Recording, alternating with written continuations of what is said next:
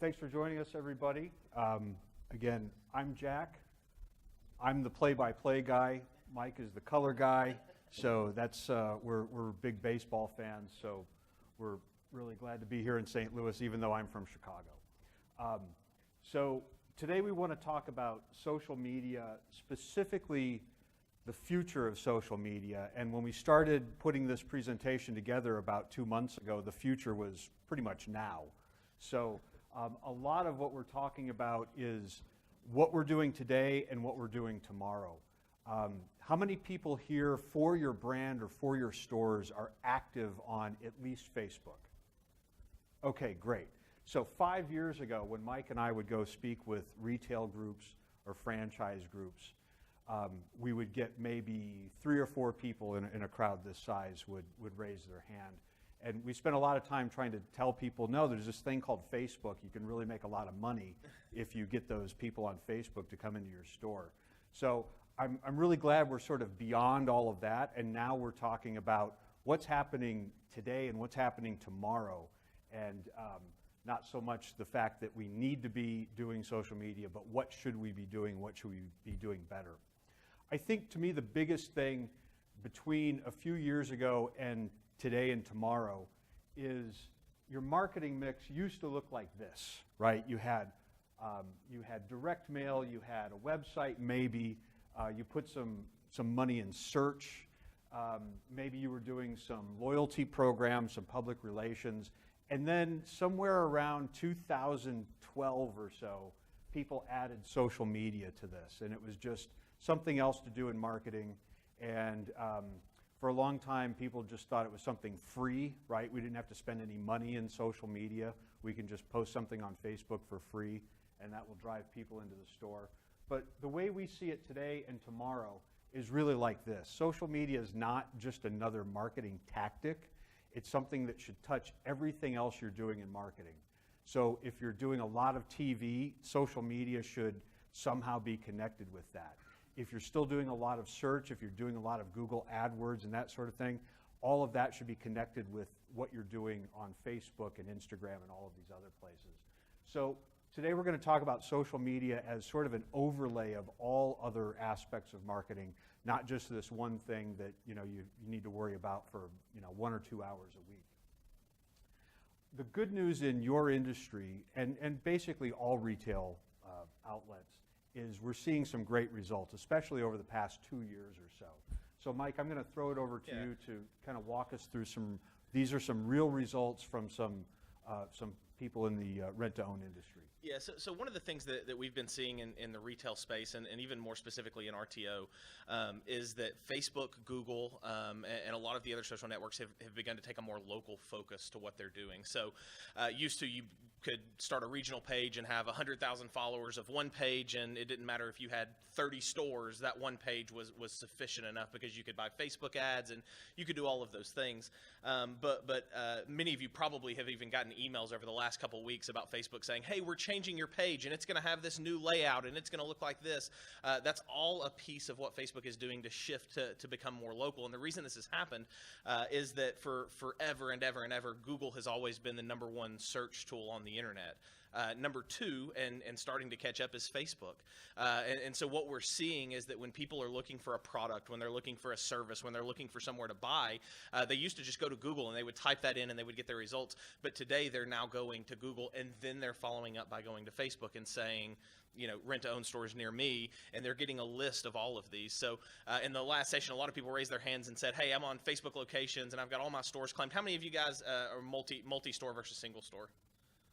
Okay, how many of you have all of your store pages set up under a thing like Facebook locations, or you at least have a store page for everything? So most of you, that's really good. And so the big shift that's happening right now is 2 years ago when you set up Facebook locations, you posted on your main page, it pushed down to your location pages, and then the people on those location pages could see your post. At the end of last year, Facebook actually quit showing the post when they replicated down to the news feeds of the other stores. They don't actually go to the news feeds of the people following those stores because Facebook is looking for you to post unique content to every single local page now, because they say the only people that care about that store are the ones in the community that are actually buying from it. And so Facebook is making it a little bit more difficult as far as creating content goes. But for you guys, this is actually really good because guess what? You've got employees in the store who are selling. And so you can have them do things like Facebook Live. You can have them take pictures of the hot products that store has or things that they're trying to push as a hot sell this week and things like that. Rather than one person having to try to get all of that information, empower your employees. And this is what's happening because of that. When we shifted, and this is a larger group out of Ohio, we shifted from a national brand advertising strategy, went down to local stores. The number of people clicking to their website from Facebook almost doubled. And why is that? Because they're looking for a store in their market, and if you're not taking advantage of local marketing, you're missing on a ton. And what happens is if you're a multi-unit owner and there's just a single location guy, guess what? He's only talking to those people locally, and so he's getting all of that traffic that would be coming to you because you're not locally marketing on Facebook. The other piece that you're seeing is that ad costs are actually lower in your local market, and this is a new piece of Facebook's algorithm and one of the things that they've changed. So used to when you bought Facebook ads 3-5 years ago, everybody got thrown into the same bundle, whether you were Walmart or Best Buy or Aaron's or Joe's Barber Shop. Everybody bid. And if you were bidding for the same audience, you bid against Walmart and you bid against Best Buy. Well, today, Facebook has split that out. And if you bid locally, now instead of bidding against Walmart and Best Buy and your cost per click being higher, you're only bidding against people in that local market that are also bidding for the same audience that you are. So if Walmart is running a regional campaign, they're bidding against other regional advertisers. If you're only running a local campaign from a local store page, you're only bidding against Sarah's Flower Shop down the road or whoever else in your local small business market is running ads. What that means for you is that your local stores can promote their local items and actually get better conversion rates and lower click costs to their website through Facebook ads because you have less competition in those local markets, so you can get more traffic for less money. So it's becoming a pretty nice little thing. If you want to hit the next one. Maybe. There we go. So here's what we've seen since we switched to this. We're seeing about 50 new agreements for $500 spent. So that's a $10 acquisition cost for Facebook. So you can get a new client in the door for about $10 using Facebook ads and driving local store traffic. And that's the beautiful thing about this is used to, you might pay $25, $35, $50, $100 for a lead or a set of leads or things like that. But we're actually talking about actual money in the store spent, which is another nice thing when you switch to local advertising. Facebook has a new ad offering called Store Visits where you can actually track when somebody sees your ad and physically walks into the building. And then if you use things like offline event sets, you can actually track who spent money that saw those ads. So you can come back and say, I spent $100 on a Facebook ad, and here's how much money I made off of that $100. When we did that with this store and looked at their local store, they're averaging about $10 for an acquisition cost, and that's really obviously very strong compared to a lot of the other marketing methods that are taking place. So, yeah, if you want to hit one more. Maybe. There we go.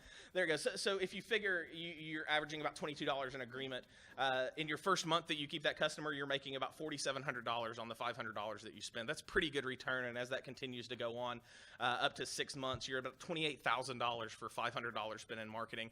That's why Facebook is so powerful, because if you can get those low acquisition costs, your return on investment off Facebook becomes an overtime thing, and you actually make really good money. The thing we know, if you'll hit the next one.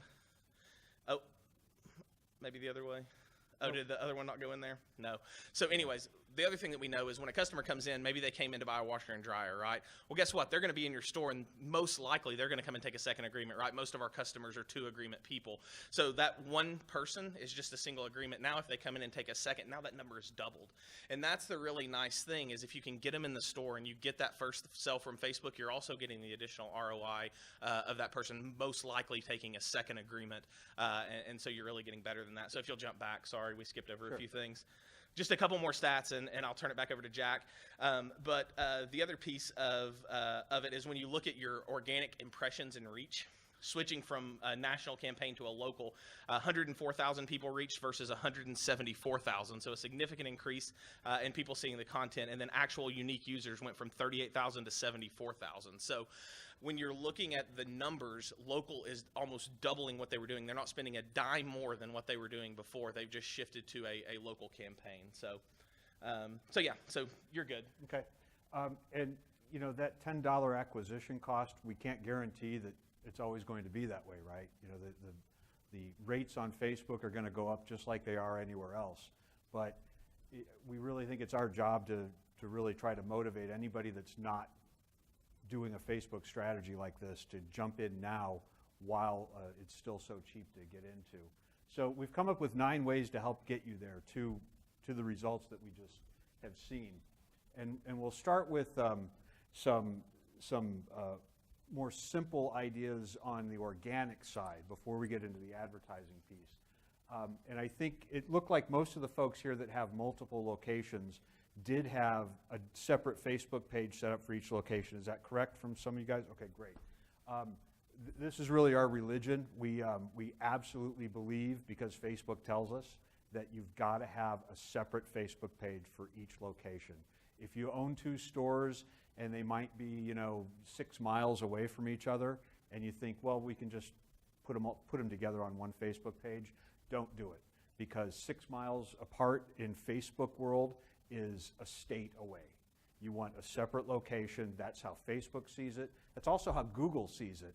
When Google looks at the local listings information from each of your stores, trying to match someone up with their closest location. So for Facebook and Google Plus, which is still out there, by the way, and also now for Instagram, we're recommending to all of our customers that they have a separate account or a separate page for each of these channels. A year or 2 ago, we were still recommending that you really didn't need to have a separate Instagram account for every store. You could just have one for your entire group or your entire brand. But we're seeing a lot more activity on local Instagram pages, just like we did with Facebook. So now we're recommending to have a separate Instagram account for each individual store location. Yeah, and especially if you're running Facebook ads now, you get the default option of use the Facebook page or whatever to show it on Instagram. Typically, your cost per click when you're doing that is significantly higher than if you actually have a native Instagram page for that. So if nothing else, just do it for the advertising benefit, because you're going to get much better return on your advertisements that you're pushing over to Instagram if you have a separate Instagram account for it. So.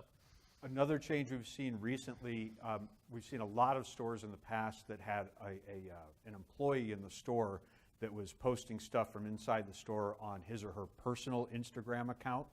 That's nice, and if they've got a whole lot of friends and followers, terrific. We can, they can all see that stuff.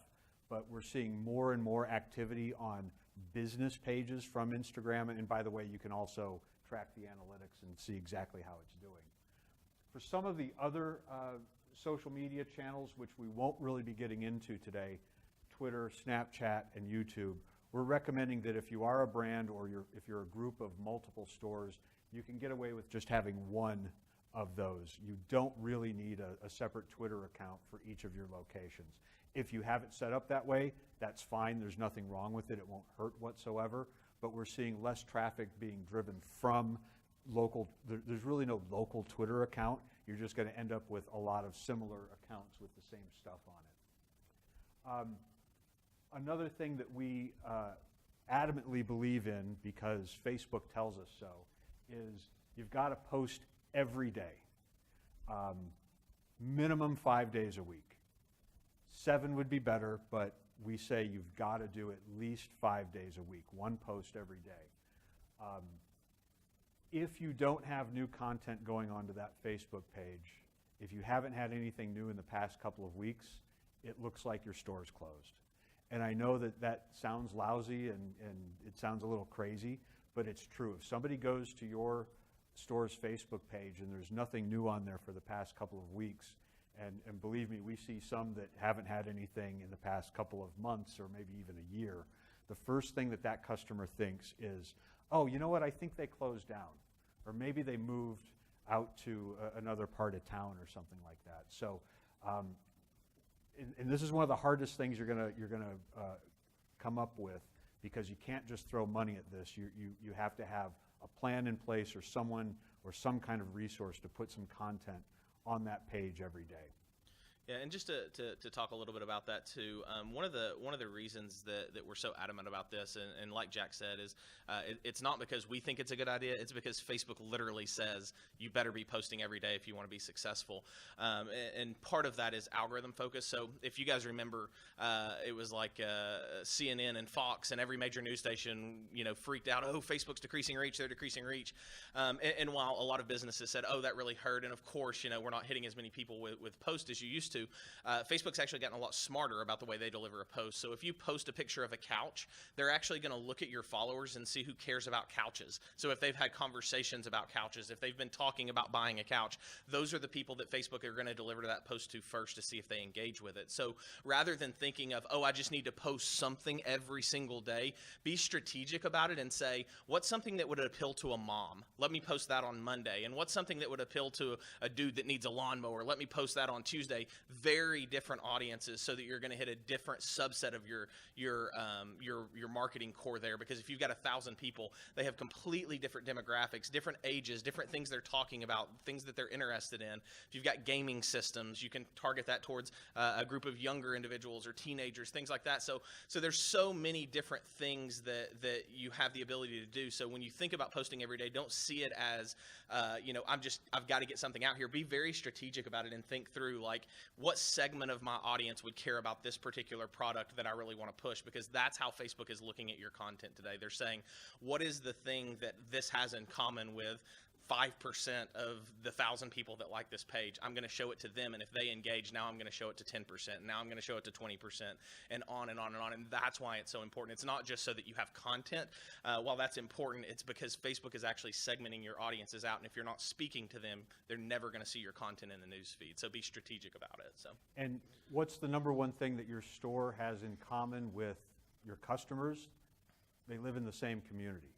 So a lot of this content that we're recommending that you put out every day isn't just something promotional about something on sale this week or a new product or a new item. It's maybe something that's happening in the community. So pulling in stuff from local newspaper websites or TV websites or local blogs, local community events. Who are your customers? What types of things are they interested in? What's happening in your town that you can share on your Facebook page that someone will see and engage with? And it may have nothing to do with you or any product, but you want to get that engagement going, and you want to get them to share it with their friends, and we'll get to sharing in just a moment. This, by the way, is a list of all of the days that Facebook recommends you post something on your page. The other part about posting every day that I just touched on is posting local content. So if you had a store that was here across the street where our hotel is, you would want to figure out what's happening in this area. Is it something from the St. Louis Post-Dispatch? Is it something from, Channel 5 in St. Louis that you can pull in and talk about a concert or an event or an art fair or a flea market, or what else is happening in this community that yeah, especially if you're participating in the event too. So if you're sponsoring something or things like that, if you set up an event on Facebook, a lot of you guys, has anybody ever downloaded the Facebook Local app? Anybody hit that yet? So it's a new product Facebook just launched a couple months ago. And if let's say I'm here at this venue and your store is next door and you're sponsoring some type of event and you have an event set up on Facebook, I'm going to get a push notification from Facebook Local to my phone that a page that I follow has an event going on near me. So I'm just walking down the street. You're not paying for this. It's not getting boosted. If I'm in the vicinity of your store, my phone's going to send me a push notification and say, hey, there's an event going on near you from a page that you like. So it's a great way to get free marketing. If you're sponsoring a half marathon or anything like that, it'll say, hey, a page near you has an event going on near you, and so you get free brand recognition. But also, if you're doing it in store and they come anywhere near your store, they're going to get a push notification to their phone when they come in a certain vicinity of your store, because Facebook's going to see an event there. So there's something to watch as we kind of move forward and things like that with events. So. I mentioned shareable content earlier. I see this all the time. I share stuff on Facebook that I think is like, some really brilliant marketing point that I came up with. Nobody shares, nobody cares, right? I post something from a 55-year-old TV show, everybody likes it. Everybody wants to share it, right? So put stuff out there that your customers want to share with their friends. It may not be about your store. It may not be about a product. It may be about one of these community events. It could be about something happening in town this weekend. But your fans or your customers will share it with their friends, and they'll see that it originated from you, or you were the first page that curated it and pushed it out.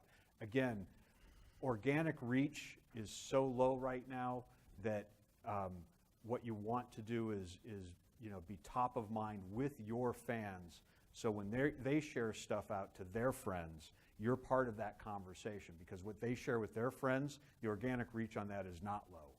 You're probably seeing this now more and more yourself, that you're not seeing as much branded stuff out there. You're seeing more from your personal friends. So you want to get into that personal friend conversation. Yeah, and don't be afraid to use GIFs. So a lot of people get freaked out about like trademarks and things like that if they're using GIFs off like Giphy. So there was actually a pretty major ruling about that at the beginning of the year, to where anything that's in a GIF, because they don't consider it like an infringement on TV, because it's not like you're trying to create a TV show that's the same. It's not actually considered any type of trademark infringement or anything like that. So grab things from 55-year-old TV shows that are funny and you can make a point off of, and that's completely fine. I hear that all the time from customers. Oh, I can't share that because it was a TV show and I might get in trouble. That's actually not a thing anymore, and there was actually an official court ruling. If you've got questions, I can send you the document if somebody in legal is freaking out about it, but there was a pretty major court ruling in New York about it, and GIF content is not considered any type of trademark infringement and stuff. So take advantage of Giphy. It's so easy to find really funny, great memes and stuff that people are going to relate to. So you don't actually have to create everything. Other people are doing it, and just take advantage of that. So yeah, I probably wouldn't create an ad that says Barney Fife says come in this weekend, yeah. right? yeah, for sure. but just a simple GIF like that, something that's fun and humorous, you're very safe with that. Yeah. Let's talk a little bit about video, since that's sort of the next step here. How many folks here are doing any kind of video, whether it's a recorded or a Facebook Live video on Facebook now? Yeah, so awesome. Great, over half the people here. So we can breeze right through here, because you're probably seeing some good results from that, right? I mentioned how bad organic reach is these days. Sometimes it's 1%, 2%. With Facebook videos, especially live videos right now, we're still seeing at times almost still 100% organic reach. So if there's anything you can do to reach all of your fans and be something that they will probably share with their friends, do a video, do something recorded and upload it, do something live, do whatever you want. But right now, Facebook still says video is the most important piece of content. We don't see that changing, though the organic reach may eventually decline on that. So get in on it now while there's still a lot of great reach there. Yeah, and just a quick note on Facebook Live too. How many of you guys run giveaway campaigns at your stores? So one of the great things that happens with giveaways is you get a lot of new page likes, right? I mean, because you're making them like your page, like this post, share to win, right? So one of the great things is, until somebody physically goes in and turns off the notification that you're going live on Facebook, they get a push notification on their phone. So right after a giveaway and you get all this big influx of likes, chances are they're not actively going in and turning that off. Go live on Facebook, because every single person that just liked your page is going to get a push notification to their phone that says the X store is gone live on Facebook. So it's an immediate great way to follow up right after you've gotten a big influx of likes from a giveaway campaign or things like that. It's a great way to push some hot deals, different things like that. So yeah, and if you're doing live videos, I see a lot of my friends do these where they do a live video for absolutely no reason. Hey, I'm checking out my new phone and we're going to do a live video, and absolutely nothing happens in this video. Those are the ones that people go in and turn off their notifications, right? But if you're giving something away and it's one of your fans is actually seeing that, the chances of them turning off that notification are pretty low, because they want to win. That's why they're there. Now we'll get a little bit deeper into advertising, and I don't think I have to tell everybody here that Facebook is no longer a social media network. It's an advertising network. There's a lot of great things that we can do to get out and get some organic reach that we've just spoken about. But at the end of the day, this is really an advertising network. So you've got to plan to advertise. You've got a budget to advertise. You've got to come up with a strategy. You've got to figure out what you want to advertise and to whom. Yeah. So I guess a quick question, and this is going to probably play into the next thing, so I don't want to steal your thunder. How many people run ads in Ads Manager? How many people just boost posts? Okay, so we're going to talk about that if you want to. All right, let's go there now. Maybe. Maybe. We're getting toward the end of the day. There we go. There it goes. Stop boosting your posts. This is actually a picture of Mike boosting a post. Yeah. And basically he's lighting his money on fire because it gets you about the same results. Yeah, so really, and we're obviously being pretty playful here, but when you're boosting posts on Facebook, if it's targeted towards your fans, that's really the best way to go. But Facebook actually optimizes ads ran through Ads Manager more than they optimize post ran as boosted post. So you want to focus, if you're doing some type of sell and you want people clicking to your website, you always want to run those through Ads Manager and not boost the post because you're going to get better placement and higher placement in the news feed off of Ads Manager ads than you would be from just boosting a post. The other piece is the demographics when you're boosting a post from the page are limited compared to what you have in Ads Manager. There are millions and millions and millions of targeting options in Ads Manager. If you've ever logged in and started to type something, you can literally be like, I want people that like elephants or giraffes or whatever, anything that you can think of, and it'll show you here's the number of people on Facebook that have talked about giraffes in the last week or things like that. So use that rather than boosting, because boosting, yeah, you can absolutely get age, you can get gender, you can get some interest-based targeting, you can get some demographic-based targeting, but there's actually so much more in the back end of Ads Manager. So really spend more time getting to know that and getting comfortable there, because once you build a really strong audience there, you can say, hey, if I'm running a bunk bed set, here's my audience for bunk beds. If I'm running TVs, here's my audience for electronics and TVs. And you can build those out and save them so that you're not having to recreate them every single time. But there's a lot more detail in Ads Manager than there is if you're just clicking the boost button on the page. So, How many people are using Instagram for your store right now? My guess is next year at this event, I don't know what city we're going to be in next year. Where is it? Louisville. Great. My guess is next year more than half of you will be on Instagram. It's where your customers are, and I know that's kind of a broad statement, but I'm taking a pretty good guess that that's where your customers are.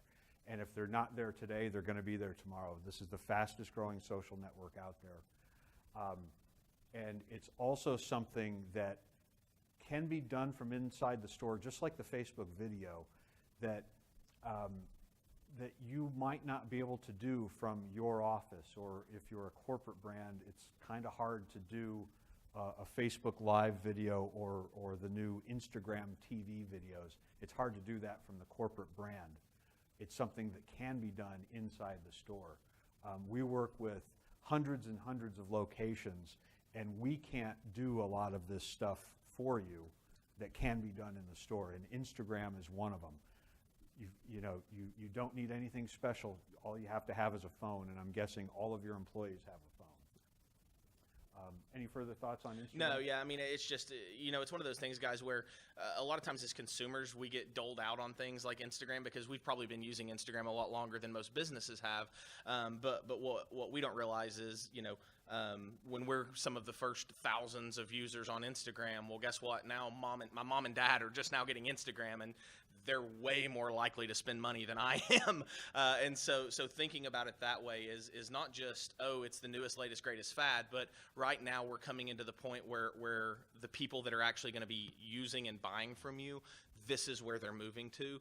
And the beautiful thing is if you're running Facebook ads, you can drop them right here now, and this is the lowest advertising cost platform of any social media right now, because not as many people have dove into it. And so that's why it's really important, not just post, but advertise on Instagram as well. It's incredibly important. Yeah, so. The competition is low, and it's very easy to advertise here as well. As Mike said, there's one little button when you're creating a Facebook ad that you can click and say, run this on Instagram as well. And you get the same Has anybody targeting, done that yet? Has anybody done an ad on Instagram? Check it out. Next time you do a Facebook ad, just turn that button on, and you're going to see some great results, because again, you're not competing for the competition, or you don't have as many competitors on Instagram right now as you do on Facebook. What that's going to look like a year from now, we don't know. But one thing we do know is we're not saying that this is the future of social media. Facebook is saying that this is the future of social media.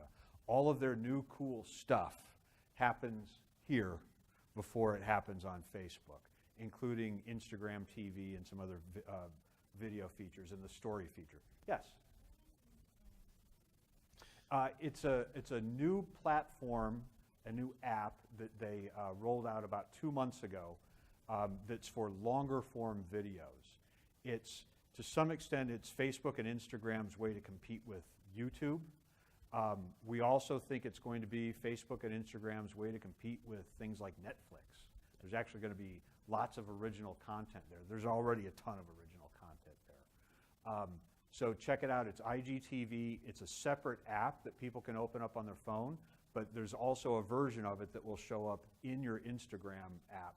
At the very top, you can see if a page you follow has loaded up a new video. Yeah, and if you regularly update your phone too, and you have Facebook on your phone, you'll see Facebook's version of this, which is called Facebook Watch. And the idea is that you can actually go in, because what Facebook and Instagram saw is with advertising and with engagement posts, the best things that they were seeing were 15 to 30 seconds. And so that's what they're trying to prioritize newsfeed for, is 15 to 30 second videos, because typically people are scrolling on at about 15 seconds. What they said is, well, there's all these people that are producing all this great content, guys like Gary Vaynerchuk, if you've ever seen that name, or if you're on LinkedIn at all and have any friends whatsoever, you've probably seen a Gary V video, right? He produces these 10, 15-minute videos. All of that stuff is beginning to shift over to where you can actually have like a channel. So like if you wanted to do like a once a month like video blog, you could do it on Instagram TV or Facebook Watch now, and you can get subscribers to it and different things like that. It'll be really, really cool. The best part is it's going to open up a new advertising channel so that, let's say Ashley Furniture runs an ad for their physical brick and mortar locations about bunk beds. You can actually drop your ads about Ashley's bunk beds and rent to own right in the middle of their commercial break from your Facebook ads that you're already producing. And so it creates a really, really great thing for brands that maybe don't have a ton of money to produce TV-like things, to be able to drop your ads right in the middle of somebody else that's actually, competing with you for business and different things like that. So yeah, a few things on that. Is anybody using Facebook for your business page? That's great. I think if we would have asked that question 6 months ago, there probably would have only been a couple of hands as well. Facebook Messenger is, in my view, most importantly, becoming another place where we can advertise. That's where people are spending more and more time talking to their friends and family on Messenger. Now we can hit them with an ad where they are spending their time. It's also a great channel that you can use as a form of customer service or getting back to people and engaging with people who've got questions about your store, everything from what time do you open to what does this product cost. So if you're not currently using Messenger as your store, jump on that as soon as you possibly can. There's no cost there until you start advertising. Yeah, so probably my favorite thing in all of social media right now is Messenger ads.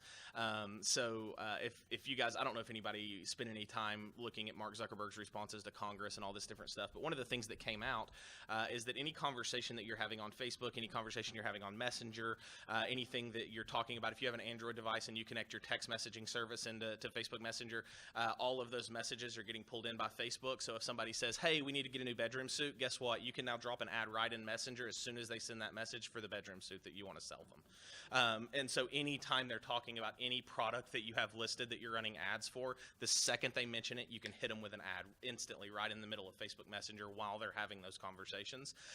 This is how Facebook is trying to dig themselves out of this big black hole of, we're getting rid of all our data partners and stuff like that. Well, guess what? I don't need your data if I know what you're talking about. And that's the way that Facebook is beginning to shift, is saying we know communication is happening by thumbs now. People aren't talking on the phone as much as they used to. And now if I can collect your text message data, your Facebook Messenger data, and I know, hey, we're going to dinner here and I'm a steakhouse and you said I want to get a steak tonight, well, guess what? I can drop an ad for a steak right in the middle of your message that you're having with your wife about where you're going to have dinner. Same principle applies here. Hey, we need new bunk beds for the boys. Well, guess what? Now you can drop an ad for bunk beds right in the middle of that conversation a guy's having with his wife, and he can forward it right to her. So that is like the new big greatest thing that's happening in Facebook, and man, it is just killing it right now. So if you're not dropping ads in Messenger, make sure you go to your placements, check the messenger box, because the ROI off Facebook Messenger right now is just incredible, because you can actually know what people are talking about and if they say anything related to any product that you're currently advertising. So It's a little creepy, isn't yeah, it? Right? everybody's like breaking their cell phones So- now, but So, you know, as a consumer, it's a little creepy, and you think, wow, now I better watch what I say on Messenger.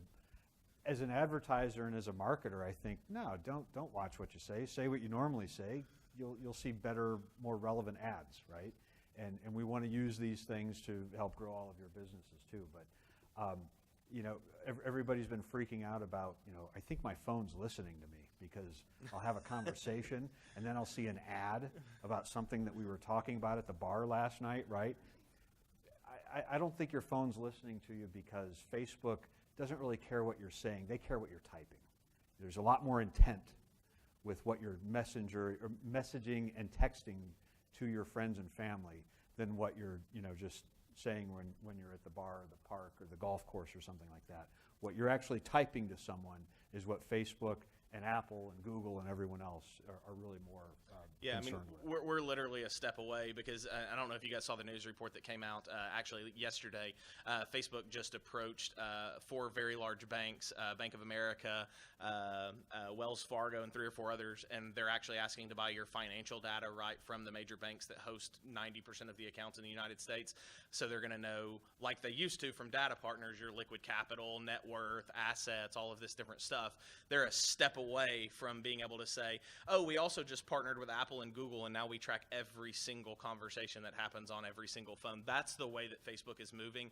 And guess what? You're going to get a 700-page long privacy policy, and you don't care because you just got the new iPhone, and you're going to hit accept, and Facebook now has all your data again. So while, again, that's freaky, that's scary, whatever, for advertisers, and if you're trying to sell stuff, man, that's awesome news, because now you know what people are doing and what they're talking about and what they care about, and now you can know they're also in a financial level that falls into my average customer and things like that. So there's a lot of cool things that are getting ready to happen as those agreements get signed and things move down the road. But Messenger is going to be a very key part of that, and so we're really watching that right now. Tip number 8 in moving into the future, we recommend that all of you choose one person to be the social conductor.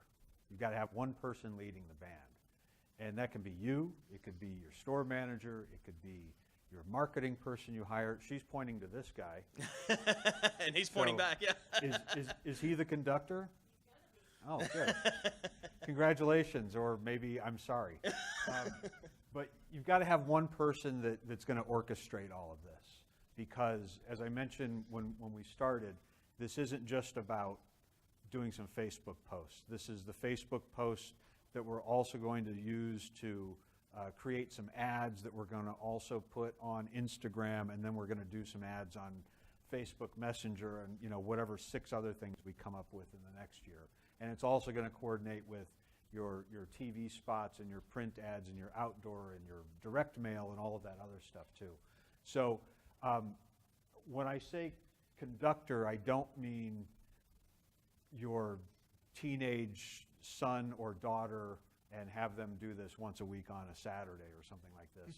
I mean someone who is part of your business, either a business partner or someone you hire or someone you trust to manage all of this, because there's going to be a lot of data flowing back and forth. There's going to be a lot of dollars flowing back and forth. This isn't a part-time gig anymore for anybody. So find a trusted person on your team, or go out and hire someone that you trust to know what's coming up next. Yeah, and I think one thing too is, if you are a multi-unit operator, don't just randomly hand stuff to your managers at your stores and say go. Have a very, very, very detailed strategy, because the last thing you want is for somebody to grab a phone and start taking Instagram pictures, and who knows what happens from there, right? So build out a strategy, give them a guideline playbook, follow this, do this, here's what we're looking for, here's the types of things you should be doing, here's the links that detail it out, just like you think of writing an operations manual. You need to have an operations manual for social when you hand that down to the store level. And maybe your store manager isn't competent enough to do, and not that they're not competent, but you know what I'm saying. Maybe they're not socially competent enough to do that, and you need to find somebody else in that store that can actually do it, because execution is everything with this. And if you've got somebody that takes a picture of their thumb every time they take a picture, that's probably not the person you want running your Instagram account at a local store level. So really have a strategy in place before you dive into this, because if you don't, I can't remember who it was. I think it might have been Larry, our CEO, said, social media in the hands of the wrong person can be an incredible natural disaster, just as it can be an incredibly powerful force in the hands of the right person to drive growth and drive sales. And so that's something. Just make sure you know who it is. Make sure they're competent. They really understand and have a plan, because you can be the conductor, and you need your first chair in every store is the person that is running it. So yeah, and it may not be the store manager, because you need them managing the store, not managing the Facebook page all day. So we're not sure who that person is, but it's going to be an important part of all of this. The last and final point is only for people who are in a competitive situation. Is anybody in a competitive situation in your local town here? And our advice is to do one thing different, because your competition right now, they might be here, or they might be at some other conference, or they might be reading something on the internet right now, and they're reading about Facebook Messenger and Instagram and all of the things that we're talking about. So if they're doing all of the same stuff that we're talking about now, you've got to find one thing that they're not doing. Maybe it's Snapchat. Maybe it's something on YouTube videos. Maybe it's something that we haven't touched here at all. But find one thing that nobody else in your community is doing and just own it. And experiment. One great thing about social media is it doesn't cost a lot to try stuff out. It costs a lot to advertise, right? Because you got to start putting money behind it.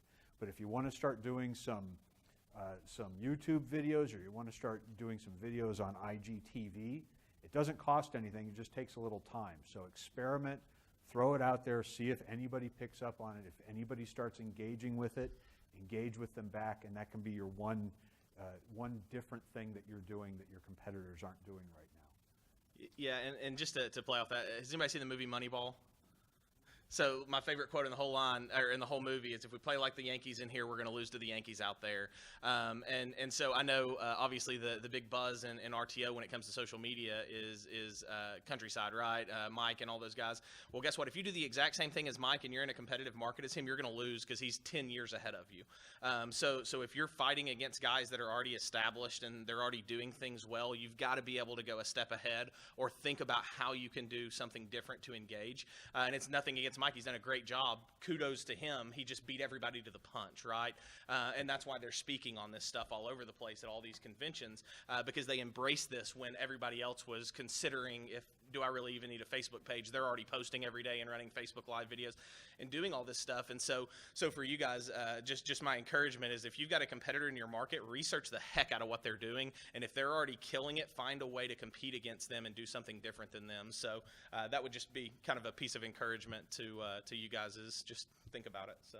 Okay, and we've got about 5 minutes left. So let's open it up to questions. Any of the stuff that you saw here or stuff you didn't see here? Yes, Mr. Conductor. Two things. Your thoughts on social media management software. Does that get you around parent-child blockage from Facebook? Yes, it does, and this is Mike's favorite subject. So yeah. So there was a pretty massive epidemic that happened about 7 years ago when Facebook announced parent-child, because parent-child was a response, and the reason we know so much about it is because it was a response to problems that franchises were having, right? You've got massive franchise companies that are spending hundreds and hundreds of thousands of dollars, and they're saying to Facebook, help. We've got a bunch of stores and they're all over the place and we can't fix it. So that was their response. Well, the problem that Facebook figured out about a year into the gig is, oh, right, we just gave them the ability to advertise from one account and only spend one time. We want all 3,500 locations of Sport Clips spending money with us. Forget their corporate office. We don't care. And so that's when they began making these subtle shifts that they tried to play off as, oh, well, it's helping you and it's better and all this stuff. No, what it is they're pushing local stores to advertise. At the end of the day, day, Facebook has investors that they care about. So to answer your question about social media software, yes, absolutely, it's the way around it. It's not bad to have your store set up under parent-child, but there's a little toggle switch where you can say, don't replicate my corporate post down to my social, down to my pages, or you can just say, only show it on ones that aren't posting. So if you've got a store that's doing really great and you don't want to mess that up, just turn it off. There's a little button when you go into your locations manager, just turn it off. My favorite social media software? I can't legally do that, but it's mine, but ours. But there's a lot of great ones out there. It depends on the size. If you're just a single unit operator, Hootsuite's free, so take advantage of that, right? Yeah. If you've got multi-locations, I'm obviously biased and partial to ours and kind of what we do, but there's a ton of different ones. Sprout Social just released some Enterprise Edition stuff that's pretty good. Hootsuite's Enterprise Edition is way too expensive, so I wouldn't consider that. There's some good stuff on Sprinkler. It's okay. It also depends on what channels you really want to be active on. There's a couple bigger companies, but they get pretty expensive if you don't have more than like 100 locations. So if you're over 100 locations, you could look at some things like there's a new platform called Sochi that's pretty cool. They've got some nice features and things like that. But be careful with some of those because they're still using parent. Yeah. So before you buy a social media management software, ask them if they're using parent-child, and if they're not, then continue. Yeah, and also be careful. So one of the things that a lot of people get into with social media management softwares is they use what's called smart text to where you go, star city star, and it replaces, St. Louis with Chattanooga, with Knoxville, with whatever city that you're looking at. So Twitter actually just banned this, and now your post will not show up correctly on Twitter if you're using smart text. It'll still show the smart text, but it removes all the images and links out of your thing. And Facebook is looking at actually banning that as well because they say that's how they got spammed in the elections, is that they were using smart text and replacing all these cities through these social management platforms, and so that's a piece that they're looking at banning. So there's a lot of technical questions to ask, but yeah, so there's quite a few. Sprout Social is always a pretty safe bet if you just need something basic, though. So do we have time for one more question? Okay, one more. Anybody? Okay. All right, we hit it right on the mark then. Thank you very much, Thanks, everyone. Guys.